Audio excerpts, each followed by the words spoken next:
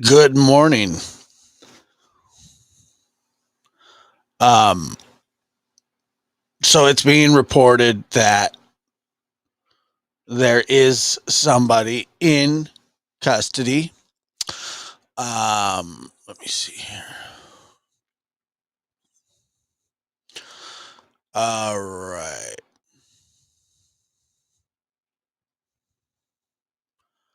Let's see here.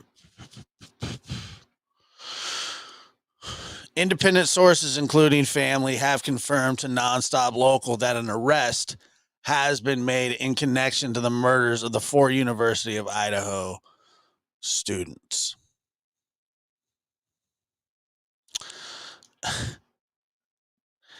Josh, you were spot on. Yeah.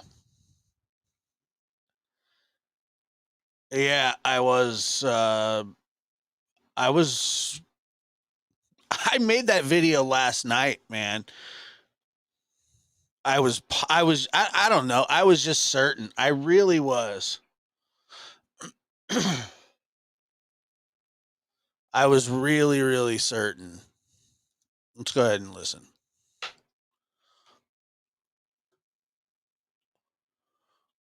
I don't know why I was so certain. I just was. Right now, an arrest has been made in the Mascow murders. An independent source is now.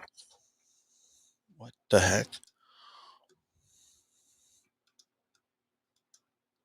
Okay, well. That's fun. Come on. This is breaking news. Moscow murder investigation. Suspect arrested. Breaking right now, an arrest has been made in the Mascow murders. An independent source is now confirming a man was arraigned this morning in Monroe County, Pennsylvania. Moscow police are now planning a press conference for 1 o'clock. If you're on Mountain Time, that means noon. And this comes 47 days since the murders of Ethan Chapin, Maddie Mogan, Kaylee Gonzalez, and Xana Kernodle. We'll stream that press conference live here on Nonstop Local. And in the meantime, we are hoping that we will get some answers during that press conference. We want to know who this person is. What is their connection to the four victims? How the dots were connected to Monroe County, Pennsylvania. And what is the suspect's connection to Mascow and the four students who were killed? Right now, we're working to answer those questions. But again, an arrest made in the Mascow murders that took place 47 days ago now, November 13th. Hopefully closures for the families and the community that was deeply affected. We're continuing to follow this. We'll have live updates throughout the morning and throughout the day here on Nonstop Local. All right. Well, you know. So, an arrest has been made. And hometown proud. That's Sean Osley. It has been nonstop for fire crews. He was raised and educated. We'll get back to you, Sean. We'll check you out later, Sean. Calm down. Yeah, wow. So let me throw this up there. This is 21 hours ago by Brian Enton. And if you were to I don't know. I just don't know how I've heard from a lot of different people. A lot of people say, that they had somebody in their sights or they didn't have somebody in their sights or, whatever.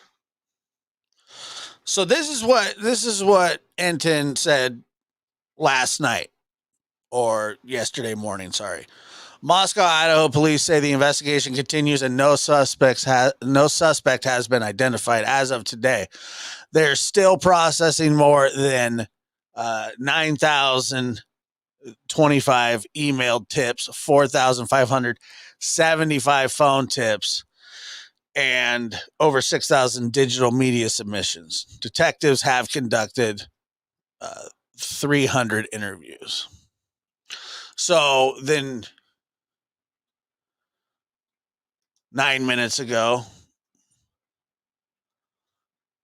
Enton tweets. Where are we at? Where are we at? Okay, there we go. And then Enton says, an arrest has been made in the Mascow, Idaho quadruple homicide. I have learned. That was 9 minutes ago. So, there you go. It looks like they've been on to somebody this entire time. It now looks like they have somebody in custody. They'll have a press conference here at 1:00 p.m. Pacific time. And I don't know. I haven't seen a pic of anybody. I can take I'm sure it'll be leaked at some point. Let me see. This is just coming out here.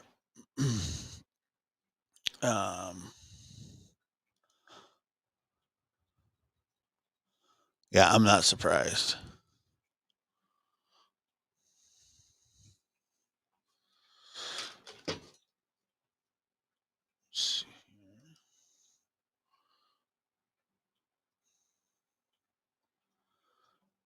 So let's see.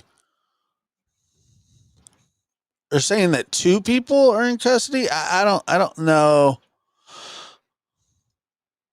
So this is 14 minutes ago from ABC News. A 25-year-old man was arrested Friday in the Pocono Mountains in Pennsylvania in connection with the Mascow, Idaho college murders, law enforcement sources tell ABC.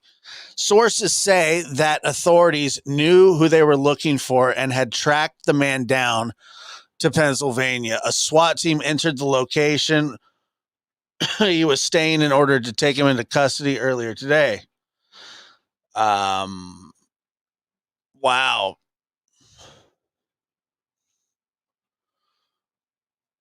So, look, they're cleaning the apartment. Okay. I knew that they were cleaning the apartment today. And if you saw my video from last night, which is now basically useless, but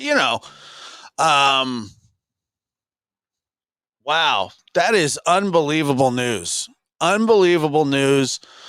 It is breaking news. It is a very active situation. Wow. Yeah, before I went to bed last night, I said, folks, I remember saying, I have this overwhelming feeling from the statement from Ethan's brother, from, the cleaning of the crime scene, the little smirk on Chief Fry's face. I just felt it coming. I don't have a name of a suspect. We will stream we'll stream it here. Let me see here. We'll stream it live and when it happens. But like I said, we've been all over this thing.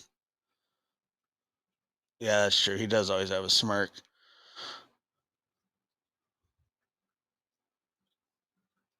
Wow. So close to 7 weeks now, 7 weeks after the murders, they have a suspect in custody out of Pocono, Pennsylvania. And that couldn't have happened sooner. Brett, thank you so much, Brett. I appreciate that.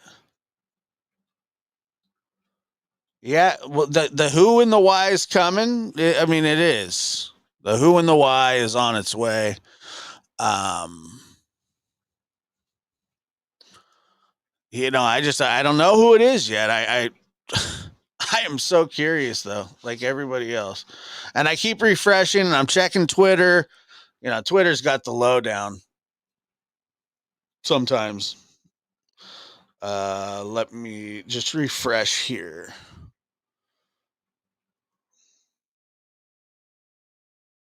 Mama.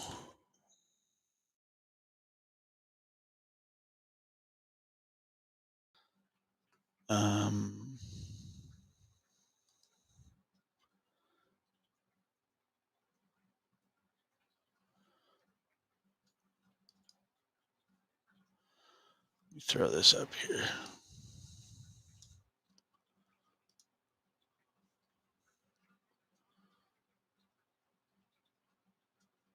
Wow. I mean, it really is.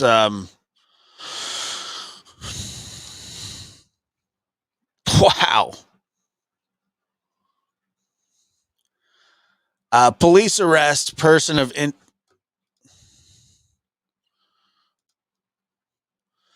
Police arrest person of interest in University of Idaho's killings. Police in Idaho will provide an update Friday afternoon involving the case of the 4 University of Idaho students who were killed on November 13th. According to reports from both NBC and ABC, police in Pennsylvania have arrested a person of interest tied to the case. It's unclear if any charges will be filed against the person of interest.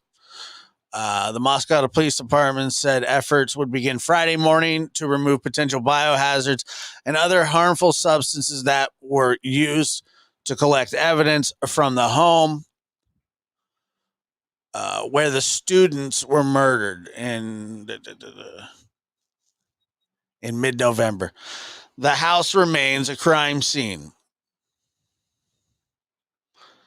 And I'm trying to look. Is there 2 suspects?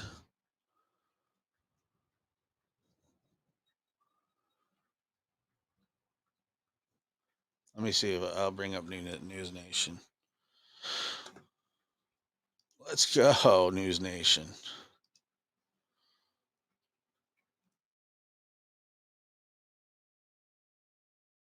Poconos. Are they live? Is News Nation live? Here's the fact. More Americans are turning to... No, they're not live. Are they live? Here's the fact. More Americans are turning to News Nation. I see. Not sure. Let's see. Jason Elkin.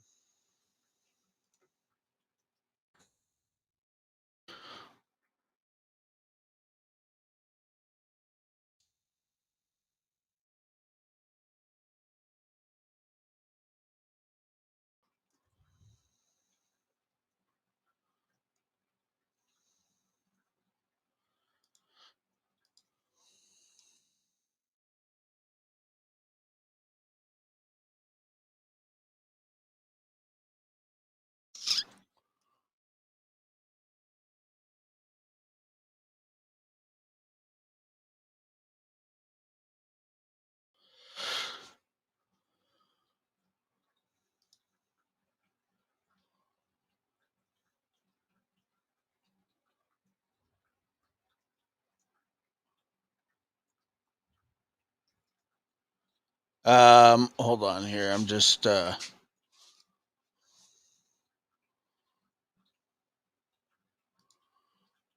kids to come back. Now kids to come back.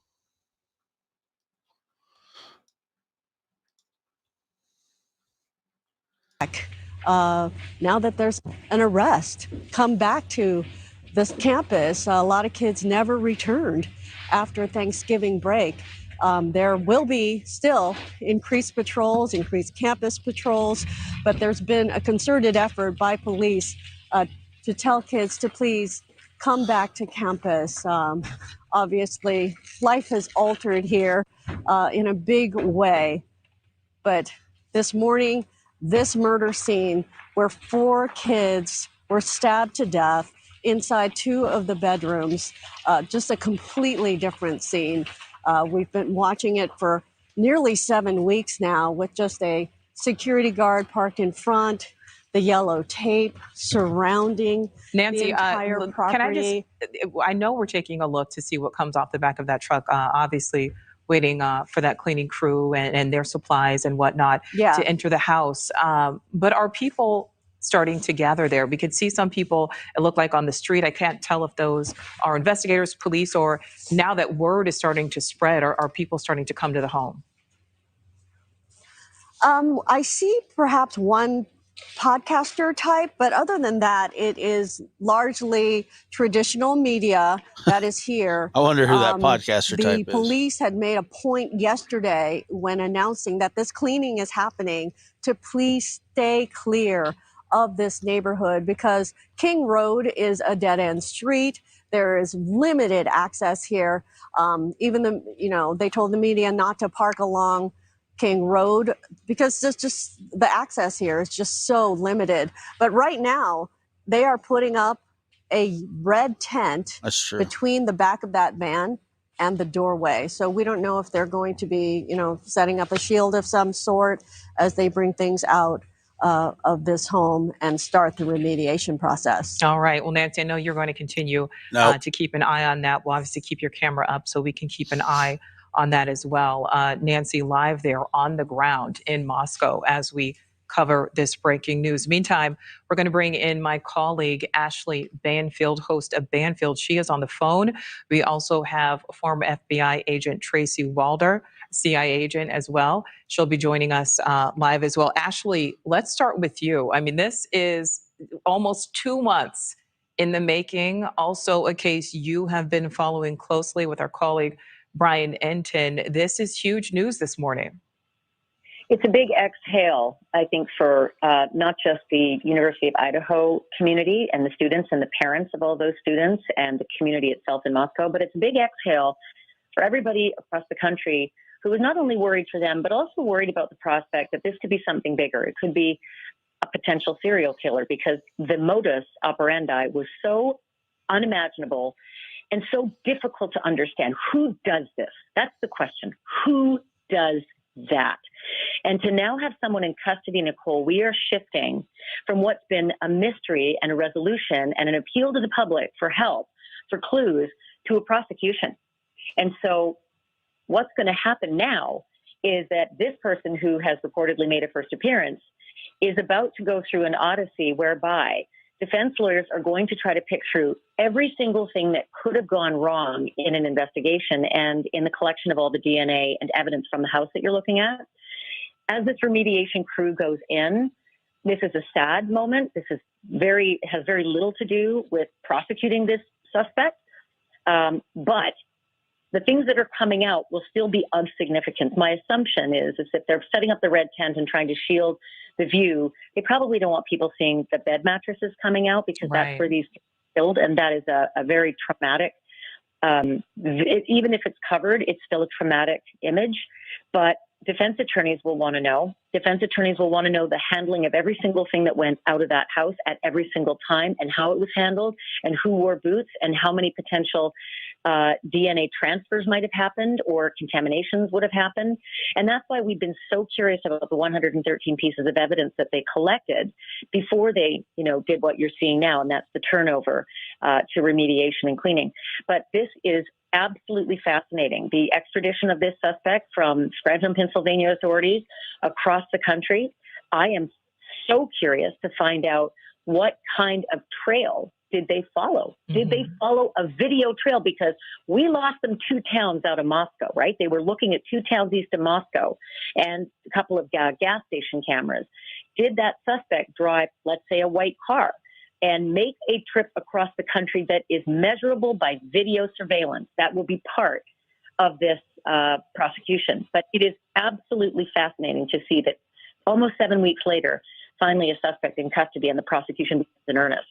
Well, and certainly, Ashley, we know that these investigators know what they're doing. We know that there was so much work going on behind the scenes. People became frustrated thinking that the lack of updates meant that there was a lack of progress being made. We see now with this arrest that, in fact, was not the case. But when we see this cleanup starting to begin, there's a lot of people who theorize, and don't know, but theorize that this suspect could not have acted alone.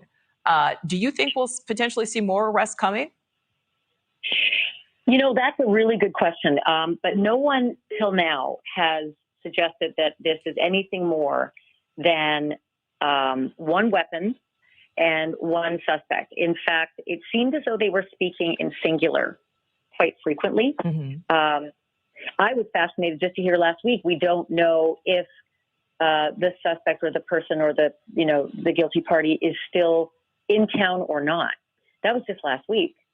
Now, I don't know if that was a red herring because they're still trying to catch the person or what it was. But I think in order to commit something like that, unless you're a drug cartel, I think they would have said by now, we're looking for multiple people. But they've kept their cards pretty close to the vest, which, by the way, let's go back to that prosecution piece. That is a really good thing.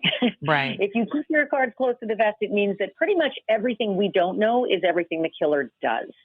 So that is extremely helpful, especially, Nicole, especially if they Mirandized him or her, I'm assuming it's a man, if they Mirandized the suspect right away and still were able to have some form of interrogation, because then you are on the record for everything you say and you can't change it later, not without consequence. And so whatever this person said upon arrest, and here's the number one thing that I'm hoping for. I'm hoping this person said, I was never in that house. I don't know who you're talking about. I've never met them. I've never seen them.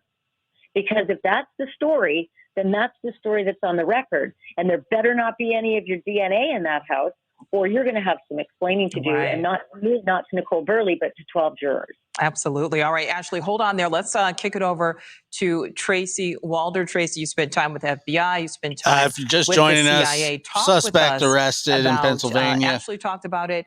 You talk about what happens next. What is the next step in this process? Because this is really only the beginning. Well, obviously, thank you for having me. But obviously, the next step is his formal indictment and initial appearance. Again, I'm also assuming that this is a man. But I think, too, the thing that's fascinating to me is I am interested in understanding how long this person was on law enforcement's radar, only because in recent interviews that we saw with the Mascow chief, he kind of kept alluding to almost punting things to the prosecution. If the prosecution will let me, if the prosecution will let me. And I found that to be extremely telling, especially being a former FBI agent. There were so many times we would go on things, bank robberies, things of that nature, where you basically would catch the person red-handed, and the prosecution still wanted more information because they want to be sure that they are getting a conviction, and that's a good thing. And so I'd be interested to know how long this person had been on law enforcement's radar for. Parent or guardian. And, we're going to be getting this update from police. We can see on the screen there, 4 p.m. Eastern. It's going to be coming on 1 p.m. local time. Tracy, talk about what we will learn. What all will investigators reveal? Because there's so many times we receive updates from investigators, from authorities, and a lot of times they don't tell much, but there are reasons for that. Right. And you're absolutely right. Obviously, they're not going to most likely go into the methods that they use, sources and methods, right, to capture this person, because that tips their hand to the defense and could perhaps, break open their entire case. And they don't want to do that to the public right now. They've been obviously very close to the vest and the things that they have. I hear people saying that there are 2 suspects in custody. I only hear of one. This suspect, that would be my best guess. This is not a minor. This is a 25-year-old. So I've heard it's a 28-year-old. That they may tell you whether or not this was a person that was known to the victim. I'm getting fed a lot of stuff. Victim, or it may be obvious, whatever their name is, and that may be it. You may get some information, perhaps, on the role that white Hyundai Elantra played. I would suspect that could have been what broke this case. Also, perhaps cell phone data as well. I mean, the reality is criminals are imperfect. Everyone's imperfect and they do mess up. But I don't think you are going to perhaps get a motive right away because those are all things that they're going to use in court unless this person confesses immediately and takes a plea. Wow. All right, Tracy Walder, we thank you so much for your time this morning. Thank you. We're going to go back to Ashley. Ashley, did we have a hint, do you think, yesterday when we found out that they would be bringing in this cleaning crew to the home? Was that a hint that maybe we just didn't pick up on? You know, listen, every time there's a crime scene, I always wonder the same thing. Are they going to process the crime scene and then release it? Or are they going to do like what they did at Marjorie Stoneman Douglas School, and that is hold it for years in a like an entombed time capsule, so that eventually a jury can go see it in the condition that it's, you know, that it was in the day of the shooting. And that's what the jury did see in the prosecution of the shooter at Marjorie Stoneman Douglas. That's very unusual to do that, but it's not unheard of, as we've learned. And so I was curious to find out if they would hold this scene of the crime, the house where it happened at 1122 King Road, so that eventually it could be processed, you know, for a jury go see. But obviously the decision was made to release it. They feel as though they have done every kind of, you know, modern day photographic technology, which is 3D imaging. It's mobile and interactive photographic evidence collection, and also what you saw earlier, and that was the numerous evidence collection teams from the FBI and from local police as well. So I'm not surprised they turned the scene over, and I don't know that it was a hint yesterday. I don't know if it was coincidental, but I'm with Tracy. I think that the issue of how long they've had this person on their radar is fascinating, especially given the fact that this person has a lethality to him that is unknown to most of us. I mean, this is a person who did something that is so, I said it before, I'll say it again, is so unbelievable. Killing 4 people, hand to hand, one after the other, in their beds. That's not a person you want to have out on the loose for too long, even if you do need to collect more evidence on him. And Ashley, we will be hearing more from investigators during this update, an update that has certainly been a long time coming. We spoke with Tracy about this. What do you think they'll reveal during this update this afternoon? Well, I think what we'll learn is obviously what Tracy mentioned, and that's the suspect's name, and then obviously how they tracked this person to Scranton all the way across the country. You probably won't learn much details of the case, which is what most people really want to know. They have to still keep that close to the vest all the way through the prosecution. You probably won't learn the things that you want to learn. And oftentimes we learn them firsthand in a courtroom. That's when the evidence is revealed for the first time. Bits and pieces and leaks will happen. I think you'll find out, you may actually get a picture. That's possible. Some jurisdictions don't release mugshots. Others do. So we may, in Scranton, I can't tell you, in the Pennsylvania system, I can't tell you if they've processed that mug and if they'll release it. And we may learn a couple of other details that are innocuous to the prosecution, which would be, did they know this person? Did that person drive the white car? Did the white car make the journey across the country? Was there an airplane? There may be some things that we'll learn in that respect, but don't expect to learn much about the actual scene itself and how the person carried it out. I'll be fascinated to find out if they ever find a murder weapon. I doubt they will. Well, and Ashley, talk to us, because we're learning that this suspect was arrested in Scranton, Pennsylvania. From everything you know, what will that process look like to bring him back to Moscow? Well, typically there's an extradition process. State to state, it's not so difficult. The chances are the person may waive their right to extradition, or maybe not. Maybe they'll try to, secure some kind of representation while they're in Scranton. Maybe that's where they're from. Maybe that's where the family's from, so they may not want extradition right away. So I don't expect it to take more than a short amount of time for them to transport that now inmate to the jurisdiction where he'll be tried in Idaho.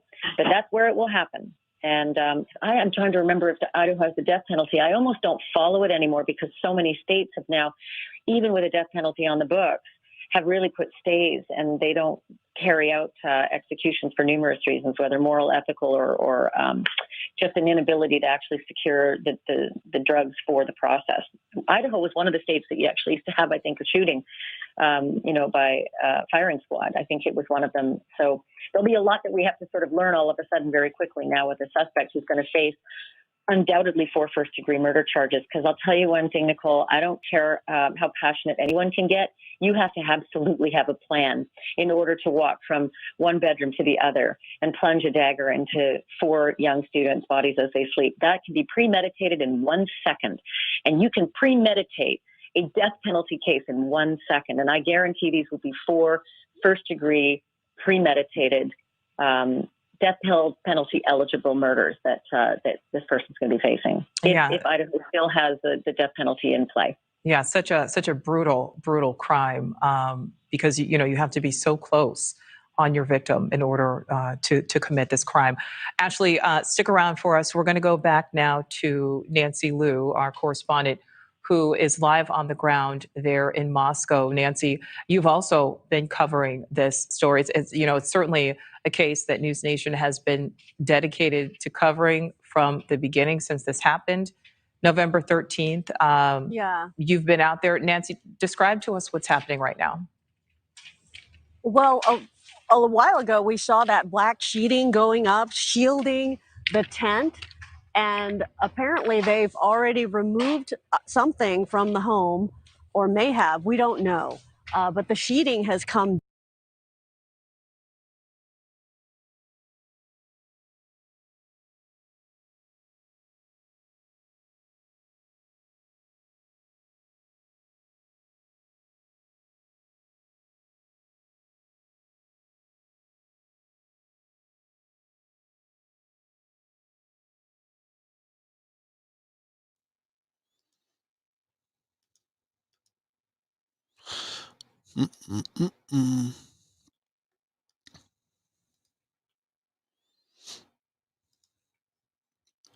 What happened?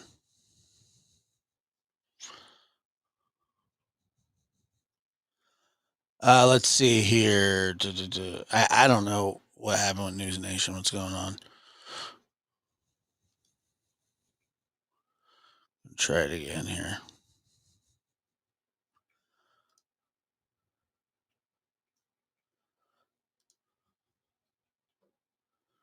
Maybe they blew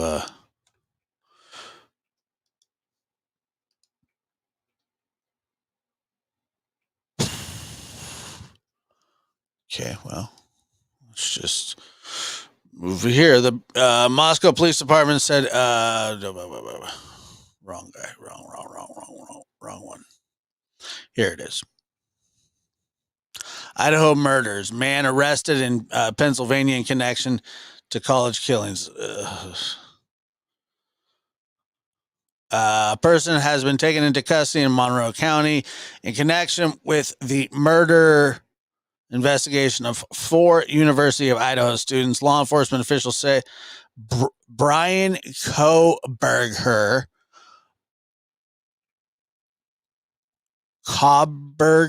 in connection to the November killings of 4 people in Mascow, Idaho. Kohberger is being held. Here, let me accept these cookies. Is being held for extradition in a criminal homicide investigation based on an active arrest warrant for first-degree murder issued by the Mascow police. The victims were believed to be sleeping. All right. What's going on with News? Does anybody know what's going on with News Nation? So there's your building online, people wanting more information, feeling like this investigation had stalled, like there's this your was suspect. not proceeding. But what has it been like there on the ground, there in Moscow?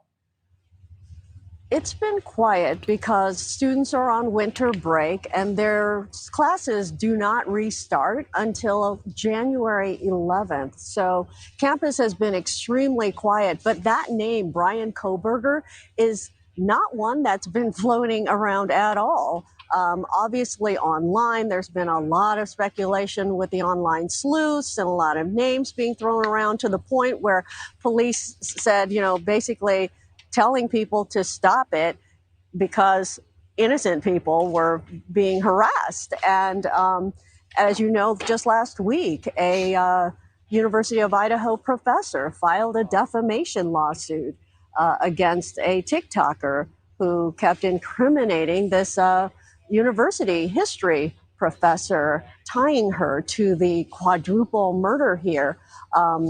that professor's attorney issued a statement to us and telling us that, it's just plain and simple false. So, yeah, it's a very amazing development today with the arrest, a 28-year-old man, Brian Koberger, in Pennsylvania.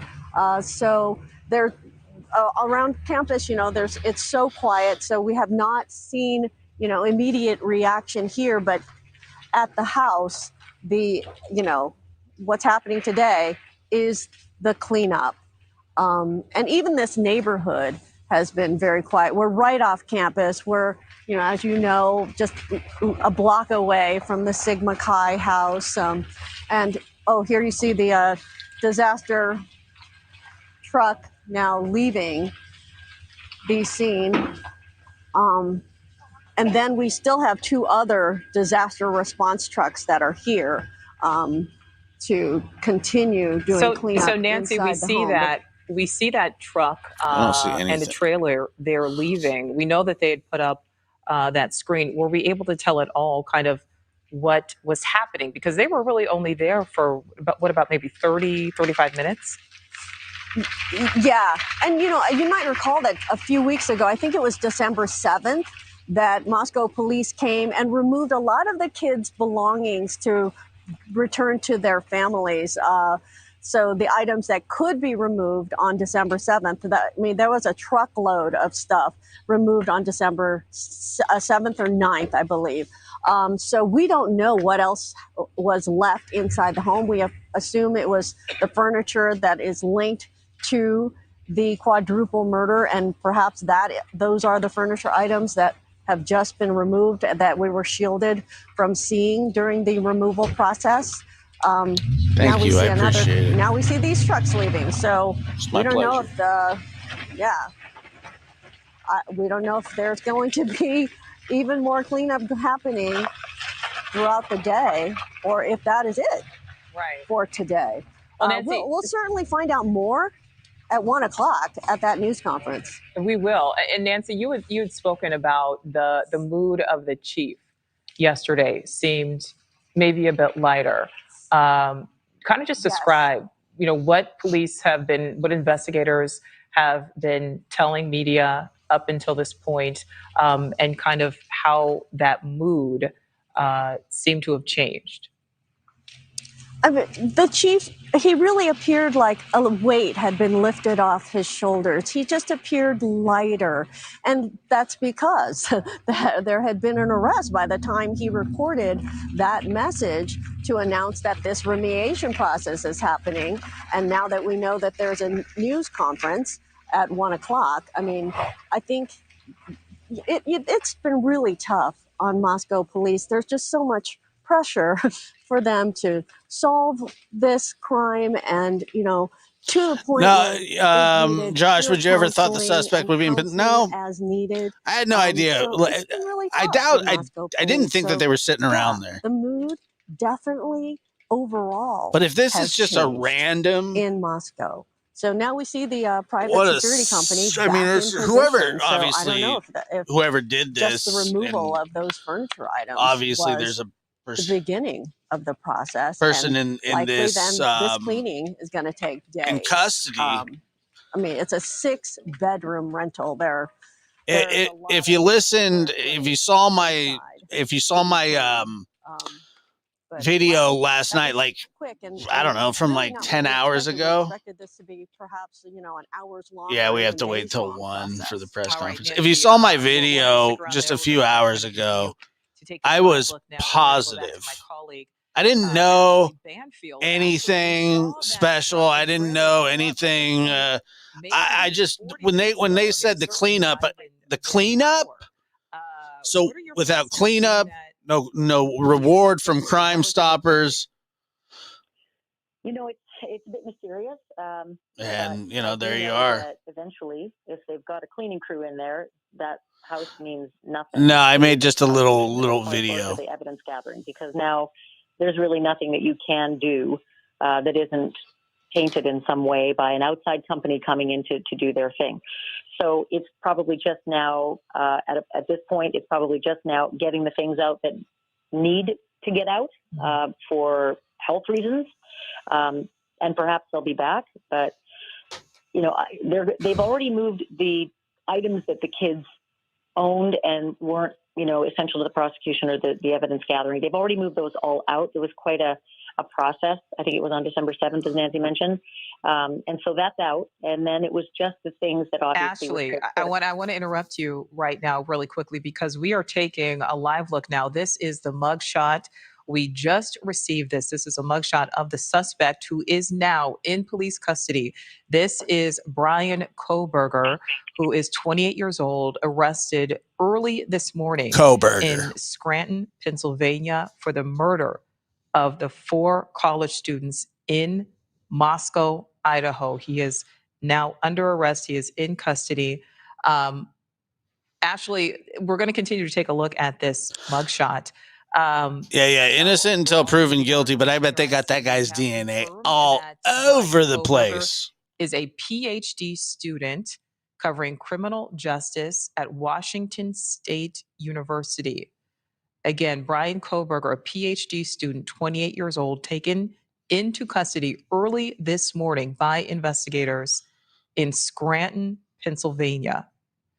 So, Ashley, as we take a look at Koberger's mugshot here, explain exactly what was happening when we saw that truck and that trailer pull up to that house this morning. It was there for about 40 minutes. From everything you know, what was likely happening for somebody who has no idea how investigations work, how the process works? What does that mean? What were they doing? You know what? I want to go back to something you just said first, if I can. Mm-hmm. You just said that he was a PhD student in criminal justice, Nicole. Yes. That is gravely concerning to me at this point. And I'll tell you why. If he's a PhD student in criminal justice, that guy knows everything there is to know about how to commit a crime, whether he's guilty or innocent. He knows everything there is to know about how to commit a crime in the least possible way of getting caught. So, for instance, everything that we have been talking about for the last 7 weeks, all of the potential DNA shedding, all of the hair, fiber, transfer, footprint. Ashley, I hate to interrupt you. My producer is telling me, hold right there. We're going to go back out to Nancy Liu live in front of the house. Nancy, we're hearing you have some breaking news. Yes, I have learned from Moscow police that nothing was removed here. The entire process was halted. As they were doing it, the officer here on the scene got a call saying, hold up, stop what you're doing, end this process. And that's why all those trucks left so quickly. Everything came down. Absolutely nothing came out of that house. They do want to continue holding this scene. So we have the security officer back in place. And I asked how long this may be held as a scene, so it's indefinite. So we have learned again that nothing was removed from the house. The remediation process has stopped, put on hold. As it was just beginning, the officer got a call saying, hold up, and supposedly we will learn at the 1 o'clock news conference why this process has suddenly been put on hold. Thank you, Victoria. That's the breaking information we just got from the officer. That's why all the trucks, they came, they got in position. They, were inside for less than 20 minutes. And I think they were getting ready to remove stuff when they suddenly got the order to stop and everybody cleared out. Wow. Pretty extraordinary. Yeah, that certainly is extraordinary. Ashley, I kick it back to you. We have a few things to talk about there, Ashley, because I want to talk about the fact, as you were saying, that this suspect is a PhD in criminal justice, Ashley, but now learning from Nancy that this recovery, whatever they were going to take out of the home, they in fact stopped, which explains why they were only there for about a half hour or so. But Ashley, what does that tell you about the items that have already been taken out of that home? Does that raise any concerns? All of it does. That should not have happened. That is a major screw up. If police are having to call, a company to say, stop what you're doing mid-effort, that is just not good. I hope everything that they have collected out of that house for the last 7 weeks is airtight and was enveloped and bagged, and the chain of custody was held as pristinely as possible. Something else to complain after about now is going to be pretty tricky and ripe for a defense attorney to say it's tainted. That it's just not good. It's not good when that sort of thing happens. Whether that's a logistics screw up, an administrative screw up, they got the dates wrong on a calendar and said, it's off our books now, it's yours. It's not a good thing. But I do think the other thing you were talking about, Nicole, is really important. Really, really important. There are millions of fans of forensic files who fancy themselves better than the average investigator. But I will guarantee you that not one of them who's watching right now is anything close to a PhD student in criminal justice. Yeah. It just sent a tingle up my spine. It's weird. When I heard that, because it does tell me that like that is primarily a benefit to a prosecution. If the killer was drunk and wasn't thinking through, but that be an outlying factor. I just can't see that being possible. Not this unbelievable. Think about it. Who enters a house with 6 people in it at 3:00 in the morning? Possibly one of them over 6'2". I mean, Ethan was a very tall man, and only is armed with a knife. Right. So someone planned it. And actually, you're breaking up a bit, so I don't know if you've moved or if you can maybe change positions here.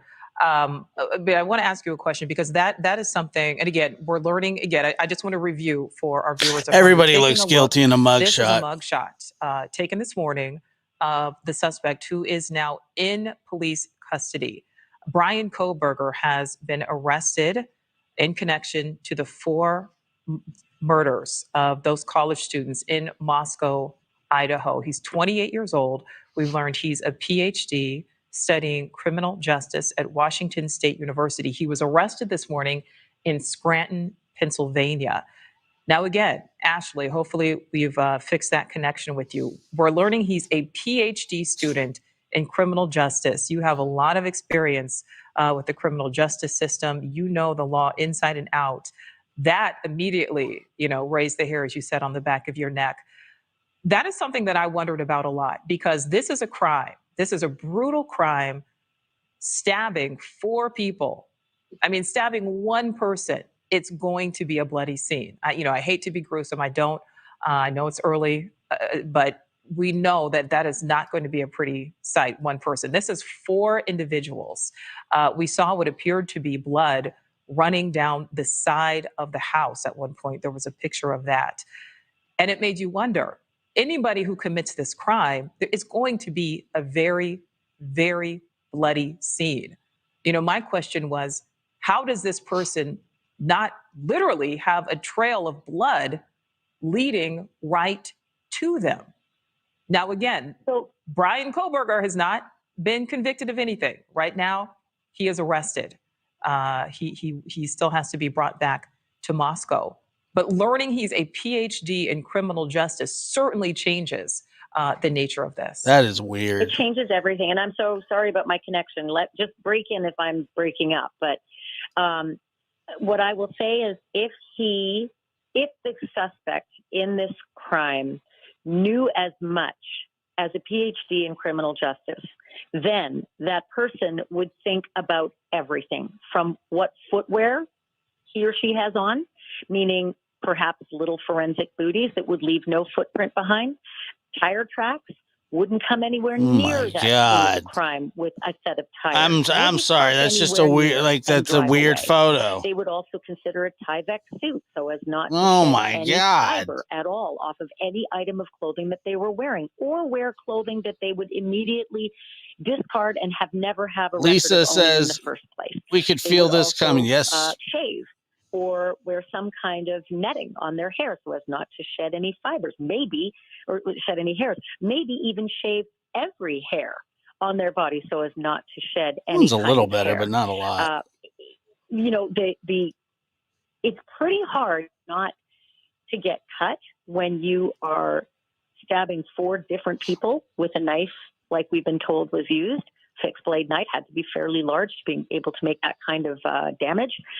But if he were cut, perhaps he had some kind of rubber clothing on that would preclude a lot of his blood being shed. I mean, there are so many things, Nicole, that this killer could have done to stop any trace of him being left behind. And a person with a PhD in criminal justice would know every single one of them. I'm not saying that they're going to be perfect. Thank God no one's perfect. I'm just saying it could be extraordinarily difficult. You know, and Ashley, so we're learning that this suspect, we're taking a look. We have a split screen. That's how it starts, Mark. Other pictures that we are, we've been able to find of this suspect, Brian Koberger. Looks like Christian That's Bale. right there is his mugshot. But as we scroll through, there are other pictures of Koberger. Again, 28 years old, learning he's a PhD in criminal justice. But here's what I want to focus in on, Ashley. He was somewhere around there. State sounds like University. Now, I just looked that up. Washington State is located in Pullman, Washington.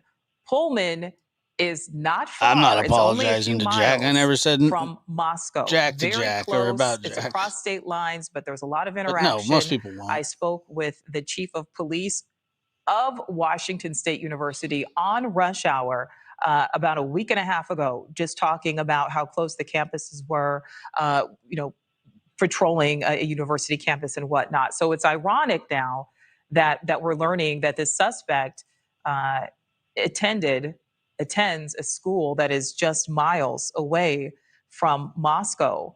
But again, was arrested this morning, Ashley, across the country in Scranton.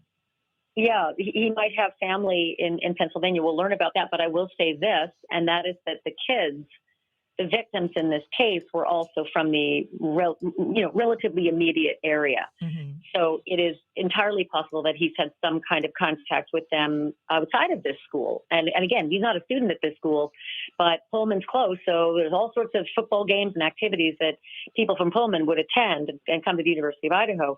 And there's all sorts of potential for these kids to have had some contact with this person outside of their school life, maybe even before they attended University of Idaho. I also just wanted you to pay attention to the length of his hair in the mugshot.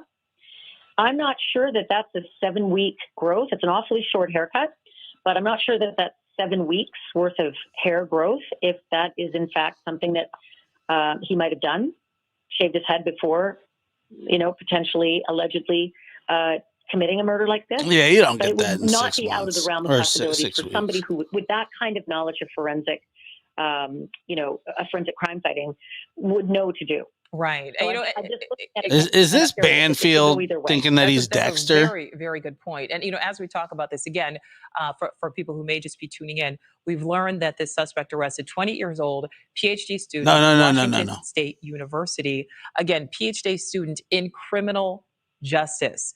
So, Ashley, we will be getting an update from investigators this afternoon. It's going to be at 1 o'clock Central, which is 4 o'clock Eastern. Ashley, do you think that's true? I was right. Details as like whether or not this was premeditated, or is that something? I mean, I was that is like, yeah, but I said before Christmas too. Type of details. Well, what you will learn is that the indictment will more than likely, I'd bet my life on it, will be for first-degree premeditated murder, which, by the way, does carry death penalty in Idaho. They haven't carried out a death penalty since 2012, so it's been a decade. Bring it back. That will be what we will learn, is what the allegation is for. Bring it back. 4 counts of first-degree premeditated murder. The details of that, however, will be tricky. I don't think they'll release a lot. They may release 1 or 2 details just to sort of round out why that's the charge. No, I haven't heard anything. I've heard people saying that, but I have seen nothing to indicate that. But no, you will learn that those charges will be first degree. And again, I'll bet my life on the first degree part. All right. Ashley, stick around. We will be checking back in with you. My colleague, Ashley Banfield, host of Banfield, joining us on the phone. For now, we are going to take a break. When we come back, we will continue following this breaking news: an arrest in the stabbing deaths of 4 Mascow, Idaho college students. BuzzFeed News has an unbiased team that researches products in real world. Let me see. bring this guy back up. So, so here you go. And we'll head back to News Nation here in a second. Yeah, Washington State University in Pullman. I don't know what he was doing in Pennsylvania, probably hiding, I would assume. And I for some reason, I just thought for some reason last night that I don't know. I don't know why I thought that. I think it was the cleanup thing, because the cleanup would tell you. An unsolved mystery no more, as an arrest is made in the quadruple University of Idaho murders. Multiple news stations report a 25-year-old man was taken into custody near the Pocono Mountains as a person of interest in the brutal slayings. According to multiple news outlets, the person of interest appeared in front of a Monroe County, Pennsylvania judge at 8:30 Friday morning. All this dates back to the November 13th murders of 21-year-old Kaylee Gonzalez, 21-year-old Madison Mogan, 20-year-old Zana Carnodal, and 20-year-old Ethan Chapin. For weeks, we've had few details about this case, except that the group arrived to their off-campus home on King Road at about 1:45 a.m. Gonzalez and Mogan had visited a bar in downtown Mascow that night and later a food truck where they were caught on camera. Carnodal and Chapin were at the Sigma Chi fraternity on campus. It wasn't until later that morning, though, at 11:58 a.m., a surviving roommate called 911 to report an unconscious person. Officials arrived to find the victims stabbed to death on the second and third floors of the home. There were no signs of forced entry, and they cleared the two surviving roommates. Could be connected to a bunch. For weeks, Who Long Time knows? Network has reported on a white Hyundai Elantra the police said was a vehicle of interest. The car had been spotted near the crime scene the night of the murders, and after that, internet sleuths found vehicles similar to it on security camera, body camera, and doorbell camera footage around the crime scene. Since then, though, Idaho authorities have kept most news close to the vest, not even publicly announcing a suspect or murder weapon. But we're expecting to learn more information at a press conference scheduled for 1 p.m. Mountain Time. Long Crime Network will bring you all the latest updates as they happen.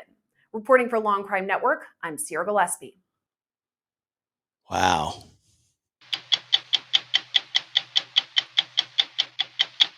Why is it always like it always goes back to bin Laden? I don't know why. Yeah, I got the. Hey, they still call you the kid? Aren't you old for that? Anyone ever tell you to respect your elders? Oh, yeah. Yeah. That's all you got? Hey, not bad. How about we take it outside, though? Oh, yeah. Just tell me when and where. Welcome to Fenway Park in Boston. The NHL has taken it outside. An event unlike anything else in sports. The NHL Discovery Classic, live from Fenway, January 2nd on TNT. I just feel like there's been a couple individuals that were cleared very fast. That may not. Maybe he shouldn't have been. It makes sense if there was some bad behavior that they did. Let's say, I don't know, they came from a strip club or something, and then somebody followed them home. That's a targeted thing. That's what comes. I've had innocent people that were interviewed that were their neighbors, and they said, I'd be a lot more scared if it wasn't targeted. All right, so we just heard there from Kaylee Gonzalez's family, her parents and her sister there talking with our Brian Enton a few weeks ago about the latest on the investigation as this investigation has proceeded. But again, we are following breaking news this morning because we've learned there has in fact been an arrest. Did he have a white Elantra? In connection to those murders. The suspect's name, Brian Kohberger. This is his mugshot. It was taken early this morning because he was arrested early this morning around 3 a.m. Eastern time in Scranton, Pennsylvania. We have learned that Kohberger is a 28-year-old PhD student in criminal justice at Washington State University. Looks like he's driving Washington an State Elantra. University is located in Pullman, Washington, which is just miles from Mascow, Idaho. Now we want to bring in Lauren Matthias. Lauren is the host of the Hidden True Crime podcast. Lauren, thank you for giving us some of your time this morning. Talk about first your reaction to this breaking news. Yes. Well, my husband and I, doing a very, very late night podcast, decided to sleep in and woke up to our phones both just blowing up with this arrest. It has taken already the true crime community by storm to hear that this gentleman, Brian Kohberger, has been arrested, a 28-year-old who was going to school actually quite near Mascow, Idaho, despite his arrest being in Pennsylvania, right? So what true crime sleuths have already uncovered and are uncovering on him is mind-blowing. Again, I'm on the Pacific coast, so I really did. It's our early morning. We are all learning about this at the same time. We're just it's 9:30. It's not that early. I can't even go through all the information coming through. But my first thought, just so you know, my first impression waking up to this is yes. But I bet you didn't go to bed at 3 a.m. after making a gut instinct video. Nailed it. I take no pleasure in that, honestly. I think a lot of people knew that it was coming. Finally, I did not want this to go cold. I did not want this to be a Delphi case where we have to wait 6 years. Oh my God. Like did people really think that? We are so grateful here at Hidden True Crime that there has been an arrest, and we are looking forward to learning more. And, our thoughts are with law enforcement right now. Absolutely. And we will be learning more. We know that investigators will be giving an update this afternoon at 1 o'clock local time. They're in Mascow. That is 4 o'clock Eastern, 3 o'clock Central. We will be carrying that live here on News Nation. Lauren, you just said your reaction was yes. And I think that so many people did think that this case was going cold. We weren't getting a lot of updates from investigators. That didn't mean, of course, that work was not going on behind the scenes, which we know that it was. The last we had heard was about that white Hyundai that they were looking for. They were searching for about a 2017 model. But then we didn't really hear I'll much tell you what I think. If this is the guy, which, I'm hoping, I'm sure they have all kinds of evidence. Yeah, I mean, we can be well educated, and most of the people that do like weird, I don't know. He looks like a weirdo that I don't know. But as time went on and they didn't find this car, speculating started, increasing because, well, why wouldn't this car come forward? This is national news. This is international news, right? They're not finding this car. This car is seeming to be a bigger deal as time goes on. And so absolutely, this car seems to be a pivotal moment in the investigation where law enforcement seem to have something, seem to know something, and it looks like that picture that is might just be the absolutely case. terrifying. We'll that see. is a 45-year-old man. You can't tell me that guy's 28 years old. There's no way. So you have this podcast, Hidden True Crime. What have you been focused on in the past days, the weeks as this investigation has proceeded? Yes. So I was a journalist for 10 years, a TV reporter. I'm honored to be on News Nation. Was never a News Nation reporter, but local in Idaho. Myself was half of my career. And my husband is a forensic psychologist and has been for 30 years. So we share a lot of our thoughts on what like that guy is not 28 years old. Possible motive could be. What I'll tell you what a possible motive could be. He's a weirdo. Could they know this person? And I will say, again, my husband and I have been ships through the night this morning. We both woke up, jumped out of bed, but we had a few crossing moments. And the one thing we learned together, I will say this, is that he was a PhD student in criminal justice. And my husband did quickly say, and he said that I could share this today. He said, this likely means that he was fantasizing about a crime for quite a long time. It would make sense. And so those are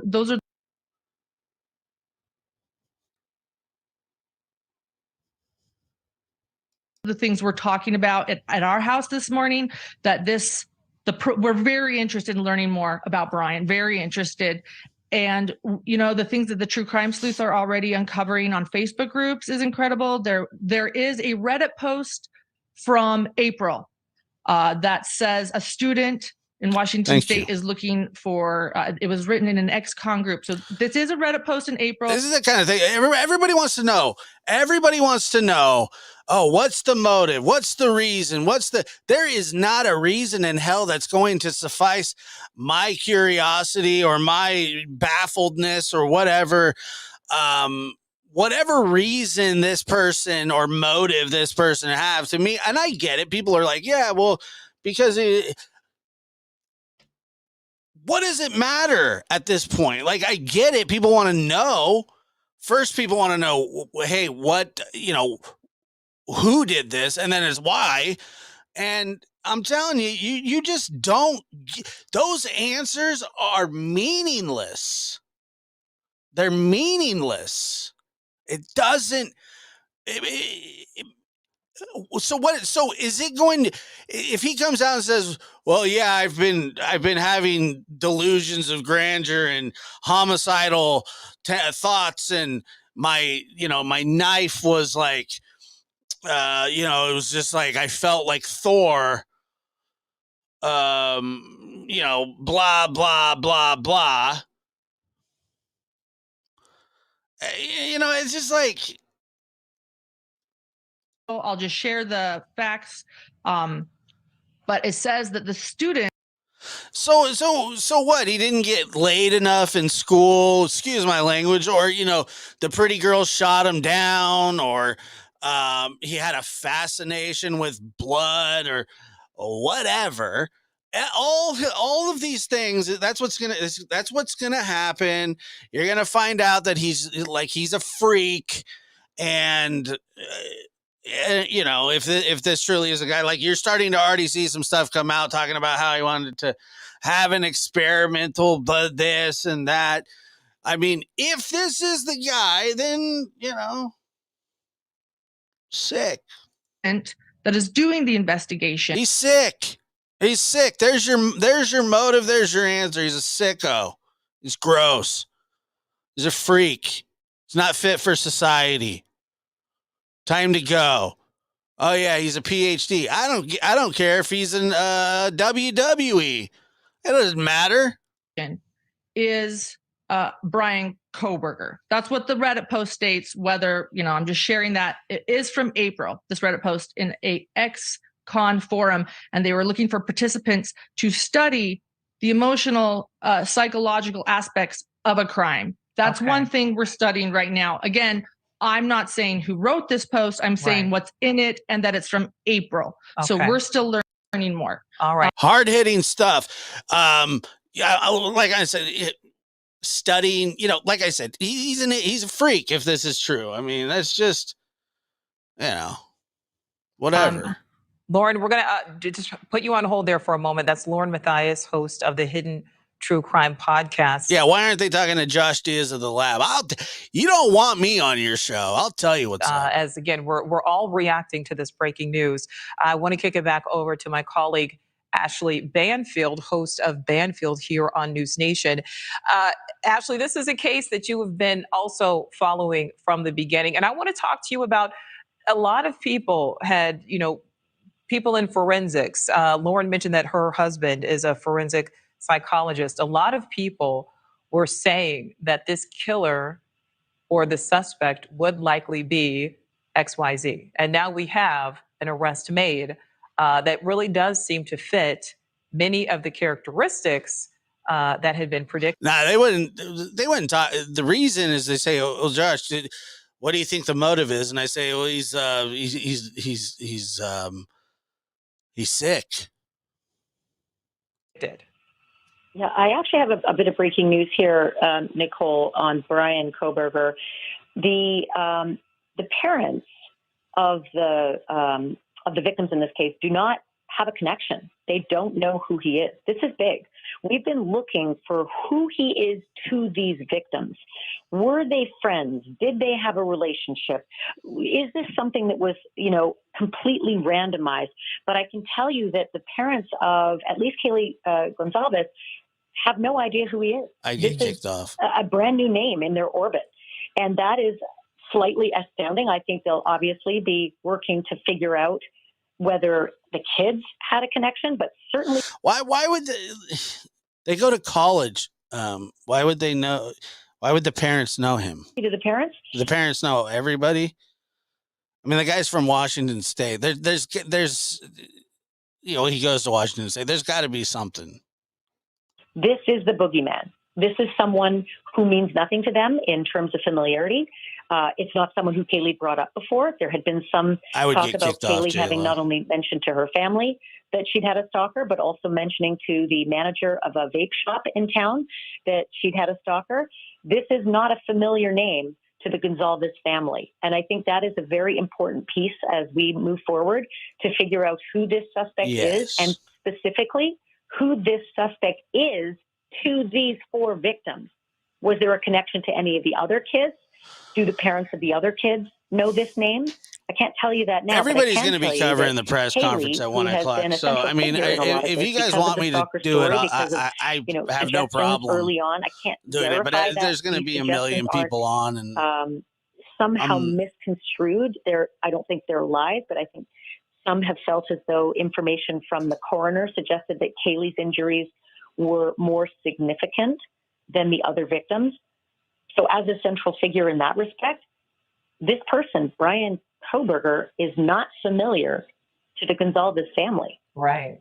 And that's really a good point there, Ashley. And of course, we're going to continue to learn more as we get this update from investigators as this case proceeds. But that is interesting because there had been, of course, a lot of speculation about this potential stalker I that already Kaylee think, was dealing with. It's funny. You just that's how the human mind reacts. It's how the human mind reacts. It's like, dude, look at him. He's guilty. I'm just saying. At an ex-boyfriend. There was a lot of back and forth. And then to think that this person may be unknown, potentially to all of these students. We know that this was a confirmed party house. Kaylee's sister, in fact, even said, a lot of people would come in and out of this house. It was known to have college parties, as, so many college students do. But that really truly is, I think, a nightmare for so many families. I'll tell you, hearing that detail that the Gonzalez family does not know this person's name. They have not heard this person's name. He's not familiar to them. That brings to mind the story that when we covered the Elizabeth Smart abduction, nobody could believe that a stranger, a boogeyman, would come into a home and steal a child. It was just preposterous. Not beyond the realm of possibility, but, the likelihood was just so unlikely. As it turned out, it was someone familiar. They had hired the handyman who stole Elizabeth Smart, but it's the kind of thing that you want to know right away. When there's an arrest in a crime like this, who are you to these victims? Right. What is it that made you do this to these victims? And again, this is an allegation. This right now is an allegation only against this suspect. He's a suspect, not a criminal. He's a suspect in this case. But who were these 4 people? He did it. No, I'm just kidding. I don't know if he did or not. I'm assuming. I mean, I just get. They have to have all kinds of evidence, right? They got to have all kinds of evidence against Kohberger. To this, I think so too, Catwoman. Right, and it does bring up even more questions, really, Ashley, because then you think, well, could this be premeditated?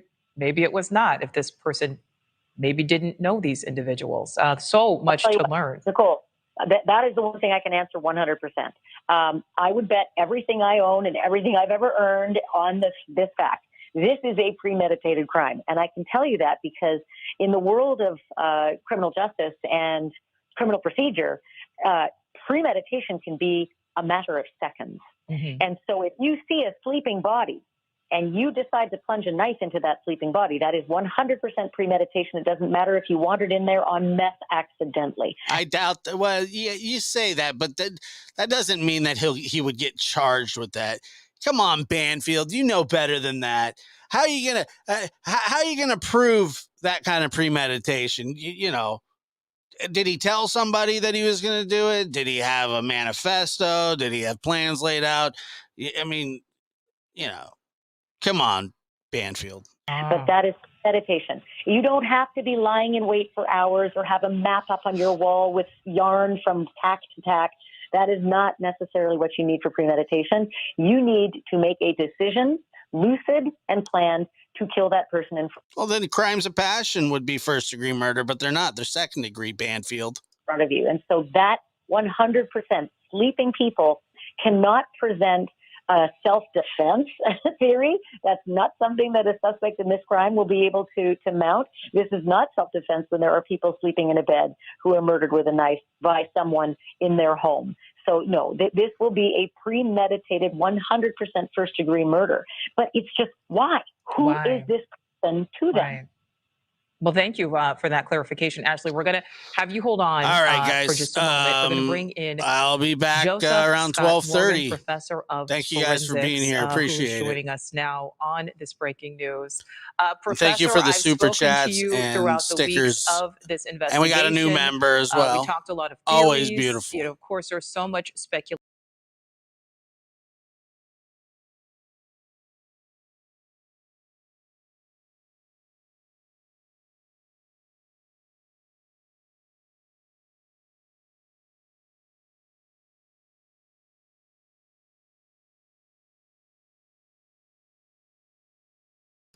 Well, I expected them to make an arrest in this case. I was never thinking this was going to go cold. We're only, there is no investigation. Into the 6th week, heading into the 7th. Really? This to me. Don't say any F's and stuff. But I had to put her on the side and where I'm gonna do what I gotta do for me and my boys and my kids. Don't say any F's and stuff. There is no investigation. This boy has not. Really? This to me.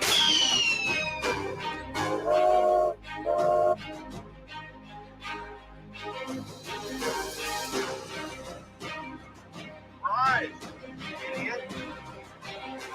I've done my best. It's hard, you know, that's real tough.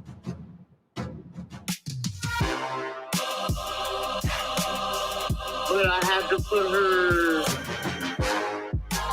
on the side and worry about the boys. I'm gonna do what I gotta do for me and my boys and my kids. Don't say any F's and stuff. Live from the NBD Production Studios, you're in the lab with your host, Joshua Diaz. There is no investigation. This boy has not. Really? This to me. But I had to put her on the side and worry about the boys. But I had to. There is no investigation. Don't say any F's and stuff.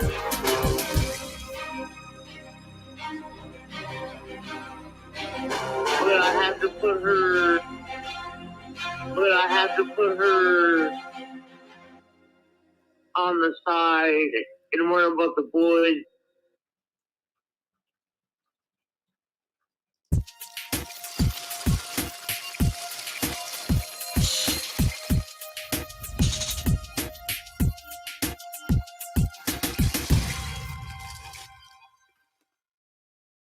What's going on, everybody? Josh from the lab here, and I usually don't do this, but I'm going to. I am going to make prediction. And since I've been wrong on my other predictions involving this case and the timeline of an arrest, feel free to disregard what I'm saying. However, I do have reason to believe that an arrest is coming. The first reason I believe that is because on the New York Post, there's an article that says infamous Idaho student murder house to be scrubbed by crime scene cleanup team. Now, they obviously have everything that they need. It will remain a crime scene, but they're going to clean the blood and biohazards, the chemicals that were used while collecting the evidence. And, they basically, I would assume, have a 3D virtual layout of the crime scene as it is. So they don't need the house really anymore, but they will keep it a crime scene. To me, this shows significant progress in the case. So I do think that an arrest is coming soon. Now, soon is a relative term. Soon is what? A week, a month, a year. Soon is a lot of things. But here's the thing. There's no way that they can rush this without getting all the ducks in a row. And another thing is, here's another thing that I read today by Ethan's brother. Now, Ethan's brother is a Reddit user, and he has a verified account on Reddit.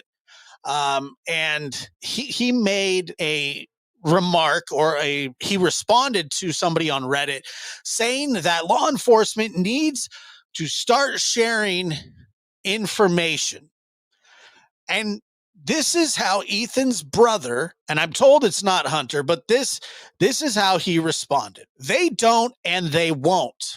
The family wants a conviction, not an arrest. The police and FBI are not here to please curious minds. They are building a case that makes sure whoever did this is convicted and that the family gets some sort of closure, if at all possible. He then writes, I don't think I ever will. I so badly wish I could just come on here and blurt everything I know that the public wants to hear. But because I respect my family and Ethan, I will hold on to it until the time is right.